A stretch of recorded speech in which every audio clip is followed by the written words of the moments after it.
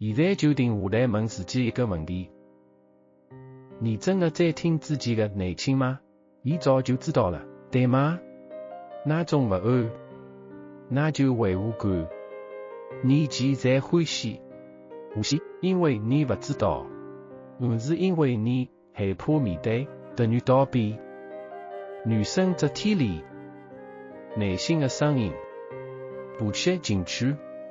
她喜欢想，她会告诉你信息对的，起码是差不多。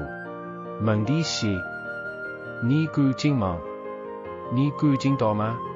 今天做一个小决定，哪怕这一步，沉重的内心改变就从这里开始。